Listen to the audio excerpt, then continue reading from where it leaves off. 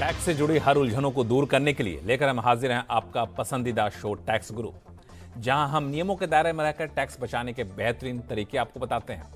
नमस्कार, मैं हूं लक्ष्मण राय। हमारे साथ इस बार हैं जाने माने टैक्स एक्सपर्ट शरद कोहली साहब। सर, आपका स्वागत हमारे शो में। और कोहली साहब के साथ मिलकर कई सारे मुद्दों पर आपके साथ बातचीत करने वाले हैं। मसलन एनुअल इन्फॉर्मेशन स्टेटमेंट यानी EIS में अब मिलेंगी ज्यादा सुविधाएं, टैक्स पेयर्स को इससे कितना होगा फायदा, विरासत मिली संपत्ति पर क्या कहते हैं टैक्स के नियम, और साथ में भी बताएंगे कि शेयर ट्रांसफर करने पर किसे कितना देना होगा टैक्स। इन सारे मुद्दों पर बातचीत करेंगे, लेकिन सबसे महत्वपूर्ण मुद्दा वो है AIS को लेकर के, जिसे हमारे टैक्स गुरु ने आईना इसे समझिए का नाम दिया है। तो कोहली साहब, इस AIS में इनकम टैक्स डिपार्टमेंट ने कुछ बदलाव किए हैं और माना यह जा रहा है कि इससे टैक्स पेयर्स को थोड़ी सुविधाएं ज़्यादा होंगी। तो पहला सवाल तो मेरा ये है कि इसमें बदलाव क्या किए गए हैं? देखिए, AIS हम सब जानते हैं कि स्टेटमेंट ऑफ फाइनेंशियल ट्रांजैक्शंस जो कुछ संस्थाएं फाइल करती हैं, 61A उस रिटर्न का नाम होता है। किसी दिन मौका लगा तो इस रिटर्न के बारे में भी जिक्र करेंगे। और उसकी 31 मई लास्ट डेट होती है। संस्थाएं म्यूचुअल फंड, सब रजिस्ट्रार, क्रेडिट कार्ड कंपनीज वगैरह वगैरह, जिसका हम पहले चर्चा करते रहते हैं। तो इन्होंने कोई इन्फॉर्मेशन किसी टैक्स पेयर के बारे में दी और टैक्स पेयर ने उसे अपने आईना, इसे समझिए जो मैंने नाम दिया, उसने आईना देखा तो पता लगा साहब ये तो मैं नहीं हूं, मतलब ये मेरा ट्रांजैक्शन नहीं है, तो कोई और है, ये तो मैंने ऐसा कुछ नहीं किया। मान लीजिए तो वो सारे ट्रांजैक्शन टैक्स पेयर्स के AIS फॉर्म में दिखने लगता है? जी बिल्कुल दिखने लगते हैं। मान लीजिए आपने 10 लाख से, उदाहरण लेता हूं मैं, 10 लाख से ऊपर किसी बैंक में कैश जमा किया साल में, तो आपका नाम उसमें दिखने लगेगा, आपके पैन नंबर के साथ आपके AIS में दिखाई देगा जैसे आप लॉग इन करेंगे। और टैक्स पेयर को लगा भाई मैंने तो ये किया नहीं, मैंने तो 10 लाख से ऊपर कभी कैश नहीं जमा किया। तो उसमें एक ऑप्शन होती थी कि आप उससे डिसएग्री करते हैं, हम उसका जिक्र कर चुके हैं पहले, तो आप डिसएग्री का बटन दबा देते हैं, हम डिसएग्री। अब बस यहीं पर आके लक्ष्मण मामला समाप्त हो जाता था। इसके आगे बस डिसएग्री कर दिया, आगे क्या हुआ मालूम नहीं। अब विभाग ने क्या किया कि विभाग ने आपके डिसएग्री को उस संस्था तक वापस पहुंचाया कि भाई आप बता रहे हैं कि इसने ये पैसा जमा किया, पर वो तो कह रहा है मैंने नहीं किया, तो भैया फैसला इसका कैसे होगा?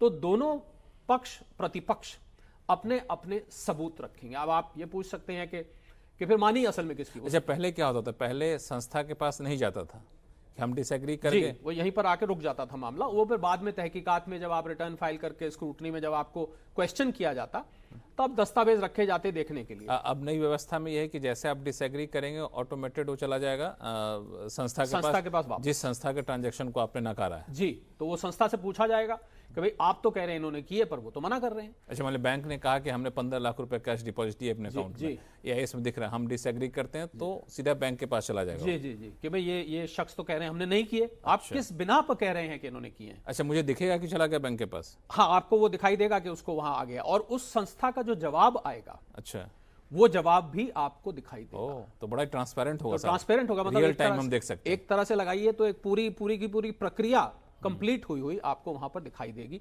तो ये एक नई फंक्शनैलिटी, क्योंकि होता क्या था, बहुत सारे लोग ये कहते थे भाई हमसे डिसएग्री तो करा लिया, पर इसके बाद क्या हुआ हमें मालूम ही नहीं। वो एक पारदर्शिता वहां आके समाप्त हो जाती थी। तो वो फंक्शनैलिटी ऐड करके मुझे लग रहा है इस AIS की जो महत्व है, जो इसके इंपॉर्टेंस है, वो और बढ़ जाती है, और इससे इसकी एक्यूरेसी भी बढ़ेगी। लक्ष्मण, ये ध्यान देने वाली बात। तो मुझे लगता है इससे दो सुविधाएं हैं। टैक्स पेयर्स के मन में दुविधा बनी रहती थी कि हमने डिसएग्री तो कर दिया, इनकम टैक्स डिपार्टमेंट ने माना कि नहीं माना, तो सब कुछ आपको अब पारदर्शी तरीके से दिखना शुरू हो जाएगा। और दूसरा कि जानबूझ के आप डिसएग्री करते हैं जानते हुए भी, तो वो आप पकड़ में आ जाएंगे, क्योंकि सामने वाला संस्था तुरंत आपको प्रूफ दे देगा। मुझे लगता है अभी इस फंक्शनैलिटी आने के बाद लोग जो शरारती रूप से डिसएग्री करते हैं शायद वो करेंगे ही नहीं, ऐसा मुझे नजर आता है। अच्छा, करेंगे नहीं। तो ये सारी सुविधाएं, तो अब जो आप इनकम टैक्स का फॉर्म भरेंगे, तो हम लोग बार बार कहते हैं, भी आगे भी बताएं कि ITR भरने में इस फॉर्म AIS का कितना ज़्यादा महत्व होता है। तो जब आप AIS को देखेंगे तो उस वक्त आपके पास ये सारी सुविधाएं मिल जाएंगी, तो ITR भरना और ज़्यादा आसान हो जाएगा। तो ये एक खासियत है इनकम टैक्स डिपार्टमेंट की ओर से ली गई इस पहल का। अब शुरू करते हैं सवाल जवाब का सिलसिला। चलते हैं वापी, जहां से जयेश देसाई जी हमारे साथ फोन लाइन पर जुड़ चुके हैं। देसाई साहब, नमस्कार। नमस्कार। नमस्कार लक्ष्मण जी, और कोहली जी को भी नमस्कार। नमस्कार। नमस्कार जी, बताएं क्या सवाल है आपके पास? सबसे पहले तो मैं CNBC को धन्यवाद करना चाहूंगा कि पिछले साल मैंने मेरा कैपिटल गेन टैक्स बचाया 54F की वजह से, जो कि मैं आपके चैनल के माध्यम से सीखा, और मैं उसको कैपिटल गेन टैक्स बचा पाया। बिल्कुल, यही हमारी कोशिश होती है कि टैक्स नियमों के दायरे में रहकर टैक्स बचाने के तरीके बताए जाए, जिससे कई बार आमतौर पर टैक्स पेयर्स वाकिफ नहीं होते हैं। और आपने CNBC आवाज़ को देख कर टैक्स बचाया, बहुत खुशी हुई। यही हमारा मकसद है। आज कहाँ उलझन है जिसको हम लोग दूर करें? फिर से कैपिटल गेन टैक्स के ऊपर ही मेरे को थोड़े से सवाल हैं। जी, मेरा एक सवाल ये है कि मेरे पास बहुत सारे शेयर हैं, ऑलमोस्ट 3 लाख के ऐसे शेयर हैं जो कि मतलब ट्रेडिंग नहीं होते हैं। अब कैपिटल गेन टैक्स मतलब जो कैपिटल गेन इस साल हुआ है, या उन जो डीलिस्टेड है या जो नहीं ट्रेड हो रहे हैं उसमें लॉस क्रिएटेड है, सो वो लॉस को मैं ये कैपिटल गेन के अगेंस्ट में कैसे उसको दिखा के कैपिटल गेन का टैक्स कम कर सकता हूँ अपना? तो वो जी देसाई साहब, जी बिल्कुल देसाई साहब। लक्ष्मण, पहली बात तो जो लोग हमारा शो देख के और जिनका टैक्स बच जाता है, तो कुछ ऐसा नहीं हो सकता लक्ष्मण के कोई हमारे लिए लड्डू वड्डू कभी कभी खाने को मिल जाए और हम भी उस पार्टी का हिस्सा बने। खैर देखिए देसाई साहब, इसके बारे में हम एक शो में विशेष चर्चा भी कर चुके हैं। जो शेयर डीलिस्ट होते हैं उसके लिए आपके पास कुछ दस्तावेज होने जरूरी है, क्योंकि कई बार क्या होता है कुछ कंपनी डीलिस्ट करके बाईबैक भी कर लेती है। तो अगर आप बाईबैक करेंगे तो हो सकता है बाईबैक अरेंजमेंट का आपको मालूम ना पड़ा हो, तो पहले तो आप वो चेक करिए। दूसरा, मैं आपको सलाह दूंगा कि आप जो कंपनी का रजिस्ट्रार होता है, हर कंपनी के अंदर एक सेक्रेटेरियल डिपार्टमेंट होता है जिसमें शेयर्स का रजिस्ट्रार होता है। थोड़ी सी आपको मेहनत करनी पड़ेगी लॉस क्लेम करने से पहले, क्योंकि लॉस के लिए पुख्ता आपके पास सबूत होना चाहिए कि वाकई में ये शेयर अब बेकार हो चुका है, ये बिक नहीं सकता है। तो आप उस सेक्रेटेरियल डिपार्टमेंट से, उसका सब ऑनलाइन एड्रेस मौजूद होता है, उससे एक बार फोन करके किसी ईमेल के द्वारा, चिट्ठी के द्वारा आप ये पता करें कि वाकई में अब ये शेयर बिल्कुल कागज के टुकड़े या डीमैट के लिए बेकार हो चुके हैं, और तब आप उसको लॉस क्लेम करो। कुछ लोग ऐसे भी करते हैं साई साहब, मैं आपको बताता हूं लक्ष्मण के, अपने किसी परिवार के नाम उसको बेच के और वो लॉस बुक और उसको फिर लॉस बुक कर लेते कि भाई ट्रांजैक्ट कर दिया और लॉस बुक कर लिया। पर इसके लिए पुख्ता दस्तावेज होना देसाई साहब, कुछ ना कुछ आपके हाथ में हो सकता है। NCLT में चली गई हो कंपनी, लिक्विडेशन में चली गई हो, वाइंडिंग अप में चली गई हो, तो आप ये पता करके उसके बाद अगर लॉस क्लेम करेंगे तो फिर उसको कोई कल को चैलेंज नहीं कर पाएगा। बस यही मेरा कहना था। बाकी डीलिस्ट हो गए, नहीं ट्रेड हो, हमें खेद है इस बात का कि आपको इस वजह से लॉस होता है और जिन शेयर होल्डर्स के लिए होता है अच्छी बात नहीं है, पर अब है तो आपको। लेकिन इसमें अगर अपने फैमिली में किसी मेंबर को ट्रांसफर कर देते हैं तो और फिर लॉस बुक करते हैं तो उसमें बहुत पूछताछ की जरूरत नहीं है, हम तो अपना शेयर ट्रांसफर कर दिया। वो आप एक नॉमिनल से अमाउंट पे 2, 4, 5, 10 रुपए, 100 रुपए पे आप ट्रांसफर कर दें तो आपने सेल बुक कर ली और आपने लॉस बुक कर लिया। ये भी एक तरीका होता है, और जिसने लिया है उसने तो वैसे ही उसके ज्यादा पैसे नहीं दिए हैं, तो ये भी एक तरीका है। पर मैं और भी अच्छा कारगर तरीका है कि कुछ ना कुछ पुख्ता सबूत अगर हाथ में लेके देसाई साहब करेंगे तो और अच्छी बात होगी। देसाई साहब, कोई कंफ्यूजन तो नहीं है? नहीं, बिल्कुल सही है। मैं जस्ट एक यही था मेरा, जो आपने ऑलरेडी उसी का जवाब दे दिया। मेरे डीमैट अकाउंट में है, मेरी वाइफ का भी एक डीमैट अकाउंट है, उसका अलग पैन नंबर है। सो क्या मैं उसको, बिकॉज ये ट्रेड नहीं होते हैं तो मैं ट्रांसफर नहीं कर पाता हूँ, तो मैं उसको ट्रांसफर करूंगा वाइफ के नाम पे, तो वो नॉमिनल वैल्यू, तो जो मेरा बेस वैल्यू जिससे मैंने खरीदा है उसका जो लॉस है वो मेरे अकाउंट में बुक हो जाएगा।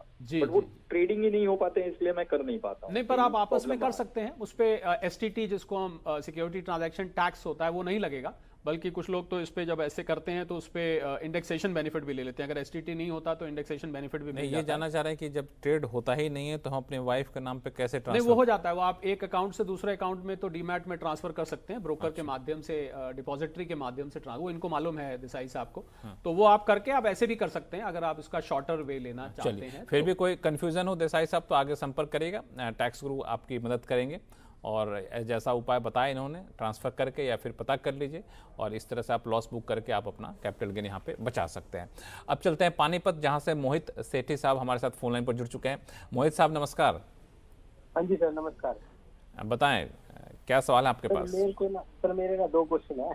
पहला सवाल बताइए। इन्वेस्टर हूँ मैं ना, IPO इन्वेस्टर हूँ जी। तो मेरे पास वैसे तो सर मेरे पास 5 अकाउंट है मेरे फैमिली के। एक मैंने HUF भी खोल रखा है, तो मैं सोच रहा था एक कॉर्पोरेट अकाउंट भी खोल लूँ, तो वो मैं एलिजिबल हूँ उसके लिए? और टैक्स का क्या रहेगा? ज्यादा टैक्स भरना पड़ता है, क्या होगा उसका? कॉर्पोरेट अकाउंट एक कंपनी खोल के, आपको पता ही होगा कि वो बस शेयर मार्केट में इन्वेस्ट करेगी, IPO लगाएगी। जी मोहित जी, बड़ा नेक विचार है। 5 अकाउंट्स लक्ष्मण मोहित जी के ऑलरेडी हैं, छठा इनका HUF का भी है, और 7वां एक कंपनी के नाम से। देखिए, कंपनी के नाम से शेयर्स लेने में, IPO लेने में कोई नुकसान नहीं है, कहीं कोई बंदिश नहीं है।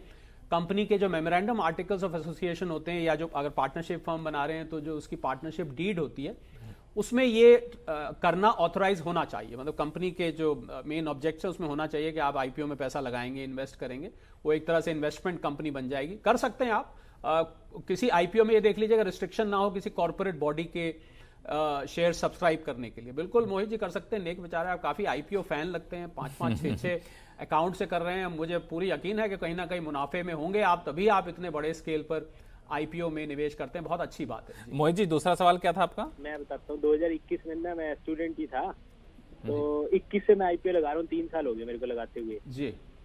फिर तब मैं 15,000 में लगाता था, तो पापा की डेथ के बाद मेरे पास पैसे आए ना, तो मैं उससे आईपीओ ही लगाता हूँ। अभी 5-6 अकाउंट से लगाता हूँ, अच्छा मुनाफा हो रहा है मेरे को साल से। जी साल से मुझे अच्छा मुनाफा हो रहा है। सवाल क्या है? सवाल कुछ है? कॉर्पोरेट अकाउंट में सर ज्यादा टैक्स तो नहीं भरना पड़ेगा मेरे को?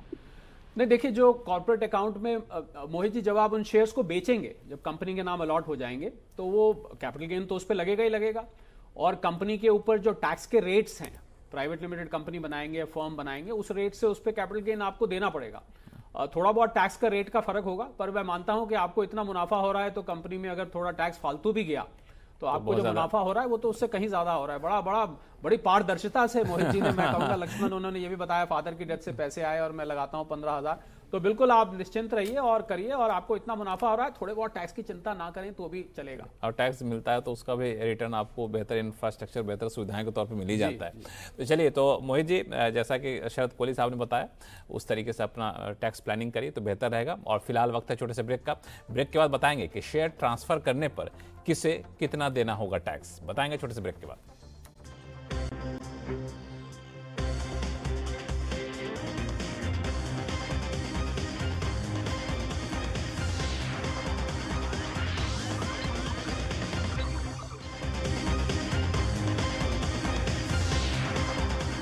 ब्रेक के बाद एक बार फिर से आपका स्वागत है। आप देख रहे हैं टैक्स गुरु, और आपके सवालों का जवाब देने के लिए हमारे साथ हैं जाने माने टैक्स एक्सपर्ट शरद कोहली साहब। सर, लोगों के सवाल ने, इससे पहले एक सवाल ये है कि पिछले दिनों सुप्रीम कोर्ट का एक फैसला आया था शेयर ट्रांसफ़र करने को लेकर के, कंपनी ने शेयर ट्रांसफ़र किए थे।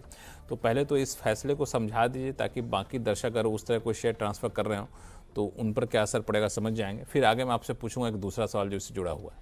जी हाँ, शेयर्स को गिफ्ट करने का आया था कि संस्था ने शेयर गिफ्ट किए थे, तो अपने एम्प्लॉय को किए थे जी। तो संस्था अगर शेयर गिफ्ट कर रही है किसी भी कारणों से, क्योंकि संस्था के पास कई कारण हो सकते हैं, तो वो सुप्रीम कोर्ट ने कहा कि उस पे वो गिफ्ट के अंतर्गत नहीं आएंगे। अच्छा। तो जितने के भी वो शेयर्स थे वो सारे के सारे कर मुक्त रहे। और ये पर ध्यान देने वाली बात है कि सुप्रीम कोर्ट का ये फैसला उस संस्था के लिए आया था, तो लोगों ने इसको एक बड़े परिप्रेक्ष्य में देखना शुरू कर दिया। तो वही मुझे लग रहा है आपने जो दूसरी बात अभी नहीं, तो इसमें मैं समझना चाहूँगा कि ये गिफ्ट किए थे तो गिफ्ट किए तो उस पर टैक्स नहीं लगेगा, ये सुप्रीम कोर्ट ने क्या कहा, वो गिफ्ट माना जाए कि नहीं माना हाँ, वो गिफ्ट माना जाएगा, पर कर मुक्त गिफ्ट माना जाएगा, जबकि वैसे कर मुक्त गिफ्ट होते हैं खाली जो आप रिश्तेदारों को जब देते हैं। अच्छा, तो संस्था ने भी किए तो इसको कर मुक्त गिफ्ट भी कर मुक्त उन्होंने माना। तो इनकम टैक्स ने कहा होगा कि ये कर टैक्स लगाया हो तभी आया था। इसमें एक सवाल और कि ये तो संस्था की बात रही, लेकिन आपस में एक दूसरे को शेयर गिफ्ट करते हैं तो वहां पे नियम क्या कहता है? आपस में एक दूसरे को करते हैं तो जो हम गिफ्ट की निरंतर चर्चा करते रहते हैं, अगर वो आपका रिश्तेदार है तो 50, तब तो कोई लिमिट नहीं है, आप जितने मर्जी शेयर्स दीजिए। रिश्तेदार जो इनकम टैक्स की लिस्ट में रिश्तेदारों की लिस्ट है उसके हिसाब से, तो उसको गिफ्ट इन काइंड बोलते हैं हम, कि आपने कैश ना देके, बैंक से ना देके आपने शेयर्स दे दिए, वो तो उसका कोई मतलब नहीं है जी। पर अगर आप इसको रिश्तेदार के अलावा किसी को दे रहे हैं तो फिर वो ऐसे में 50,000 रुपए तक की एग्जेम्पशन रहेगी, उससे ऊपर के शेयर्स होंगे तो उस पर टैक्स लगेगा। 50,000 मतलब जिस टाइम गिफ्ट कर रहे हैं उस वक्त शेयर की वैल्यू, मतलब परचेज वैल्यू नहीं मानेगी। नहीं। अच्छा,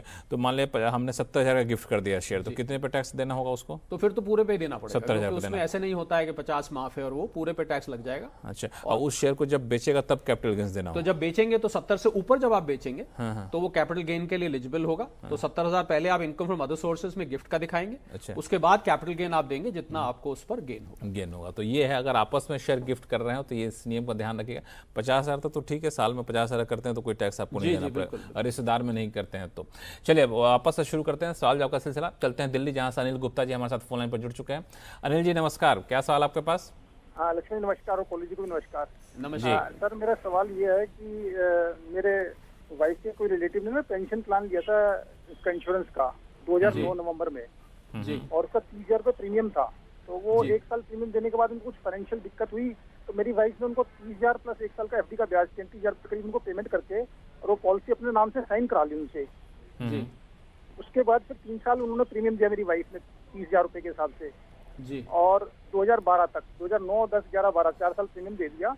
अब वो पेंशन प्लान था तो पेंशन हमें लेनी नहीं थी, तो हमने 2023 मई में उसको सरेंडर करके उसकी पेमेंट ले ली जी।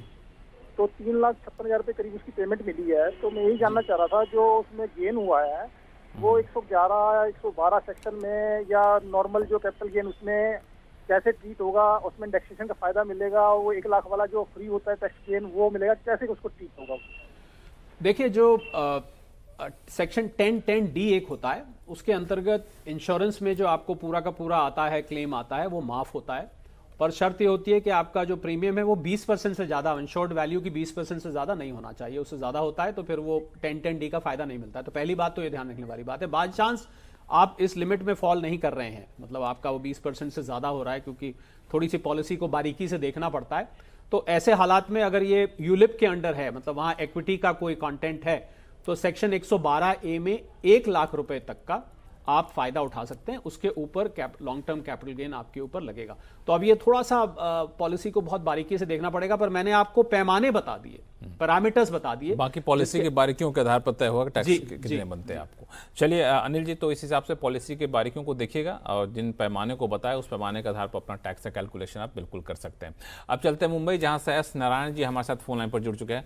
नारायण साहब नमस्कार, क्या सवाल आपके पास? हाँ नमस्कार जी। नमस्कार। मैं मुंबई से बात कर रहा हूँ। हाँ हाँ ये एक ग्रेच्युटी के मैटर में बात कर रहा हूँ जी। हाई कोर्ट अपना जजमेंट में ऑर्डर किया है कि एम्प्लॉइज और टीचर्स को ग्रेच्युटी दिया जाए with 10% interest as per the pay provisions of the payment of gratuity act. जी ठीक है, तो इसमें क्या है, ग्रेच्युटी इज नॉट टैक्सेबल। तो मुझे एक क्लैरिफिकेशन पूछने का है रिगार्डिंग द इंटरेस्ट पोर्शन। अब इंटरेस्ट जो अमाउंट है रिसीवेबल है वो क्या उसमें टैक्स लगेगा कि नहीं लगेगा, पड़ता है क्या? जी नारायण साहब, जो इंटरेस्ट पार्ट है वो तो टैक्सेबल होगा, और वो इनकम फ्रॉम अदर सोर्सेस में जो शेड्यूल IFS होता है उसमें आपको उसको दिखाना पड़ेगा। ग्रेच्युटी आपने बिल्कुल ठीक कहा, जो ग्रेच्युटी के प्रावधान है आयकर अधिनियम के अंतर्गत, अगर आप उसमें एग्जेम्प्ट आ रहे हैं तो बिल्कुल एग्जेम्प्ट होगा, पर ब्याज जो है वो इनकम फ्रॉम अदर सोर्सेस में दिखा के आपको नारायण साहब उस पर टैक्स देना पड़ेगा। चलिए अब चलते हैं दिल्ली, जहां से राजवंशी जी हमारे साथ फोन लाइन पर जुड़ चुके हैं। राजवंशी जी नमस्कार। नमस्कार। क्या उलझन है बताइए, टैक्स गुरु हमारे साथ बैठे हुए हैं। सर मेरा क्वेश्चन है कि मेरी टोटल इनकम जो है टैक्स के दायरे में नहीं आती है जी, इसलिए कभी इनकम टैक्स रिटर्न फाइल नहीं करी और ना ही कभी 26AS को देखा, वेरीफाई किया। हेलो, हाँ जी, आवाज जी, आ रही, बताएं जी। इस साल के शुरू में बैंक की कुछ FDs मैच्योर होने पर पाया कि फाइनेंशियल ईयर 2021-22 और 22-23 में दिए गए इंटरेस्ट पर TDS काटा गया है जी। फॉर्म 15G सबमिट करने के बावजूद। अब फाइनेंशियल ईयर 2021-22 और 22-23 का TDS अमाउंट रिफंड क्लेम करने के लिए क्या करना चाहिए?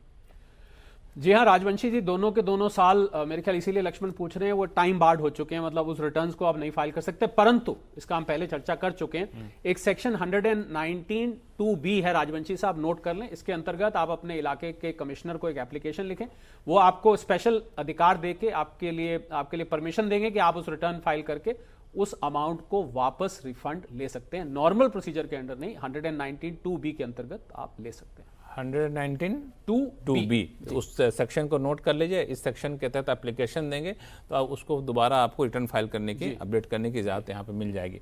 और फिर भी कोई दिक्कत हो तो आप हमें लिखिएगा राजवंशी जी। और फिलहाल वक्त है छोटे से ब्रेक का। ब्रेक के बाद बताएंगे कि विरासत मिली संपत्ति पर क्या कहते हैं टैक्स के नियम, बताएंगे छोटे से ब्रेक के बाद।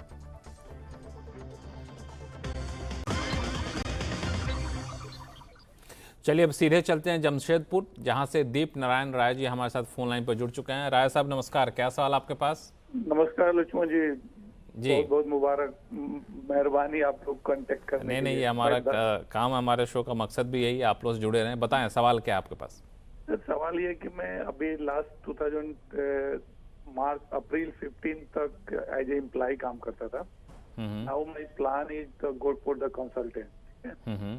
तो कंसल्टेंट में तो हमें एक GST नंबर लेना होगा और पे द टैक्स, जीएसटी, ठीक है। और टीडीएस का क्या है रूल्स एंड रेगुलेशन, कितना पे करना पड़ेगा, और जो मेरा सेविंग है जिसे इंटरेस्ट आता है उसका टैक्स का कैसे कैलकुलेशन होगा, ठीक, ये मैं जानना चाहता हूँ।